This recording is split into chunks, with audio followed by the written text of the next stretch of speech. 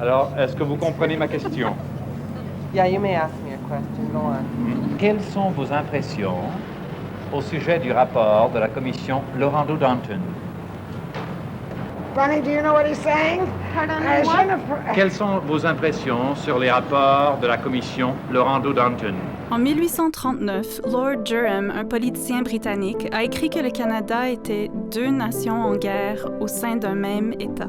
Le conflit entre le Canada anglais et français était le résultat de siècles de méfiance, basés sur des loyautés linguistiques, culturelles, religieuses et politiques différentes. Le fossé économique qui existait entre les deux communautés avait augmenté l'ampleur des hostilités. Les Canadiens français se voyant dénier des occasions éducatives et économiques. Ces tensions palpables ont perduré pendant plusieurs décennies, nourrissant un ressentiment de longue durée.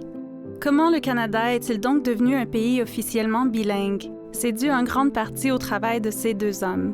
André Laurendeau, ancien rédacteur au journal Le Devoir, et Davidson Dunton, alors président de l'Université Carleton. Ce sont eux les Laurendeau-Dunton de la commission Laurando-Danton. La Commission royale sur le bilinguisme et le biculturalisme, aussi connue sous le nom de B&B. En tant que coprésident d'une commission de 10 personnes, on a demandé à Laurendeau et Dunton d'examiner l'agitation croissante des Canadiens français, d'évaluer leur mécontentement envers le Canada et de créer un rapport sur leurs conclusions économiques, linguistiques et culturelles. Quand la commission a été mise sur pied en 1963, le Québec avait déjà commencé sa révolution tranquille, exigeant un plus grand contrôle de ses ressources économiques, une réévaluation des rôles de l'Église et de l'État et une redéfinition du rôle du Québec au sein du Canada. Bien que la province fût majoritairement francophone, l'économie du Québec était dominée par des anglophones. The Great Debate. Le grand débat. Le plus grand débat de l'histoire du pays tourne autour de la Commission royale d'enquête sur le bilinguisme et le biculturalisme. Canada is not a bilingual country. We have been led to believe that it is. It has been taught in our schools, but it is not a bilingual country. We're Canadians. Why can't we learn what other people think? Some people think that bilingualism is good for nothing. Well, why shouldn't we learn all the languages we can? It just makes us smarter. La commission avait trois buts principaux: évaluer le niveau de bilinguisme du gouvernement fédéral, explorer le rôle des organismes afin de promouvoir de meilleures relations entre les anglophones et les francophones, et évaluer l'accès à des opportunités afin que les Canadiens deviennent bilingues.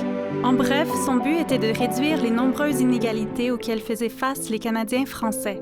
Le Canada français était et est encore dans un état d'infériorité. La majorité n'a toujours pas accepté le fait d'un pays bilingue et biculturel. C'est facile de le voir et de le ressentir lorsque l'on examine, par exemple, la fonction publique canadienne, l'armée canadienne, la politique canadienne d'immigration, les politiques d'éducation dans toutes les provinces, sauf au Québec, l'absence d'un vrai esprit de fédéralisme dans tous les principaux partis canadiens, et ainsi de suite. La Commission a publié son rapport final en 6 parties à partir de 1967.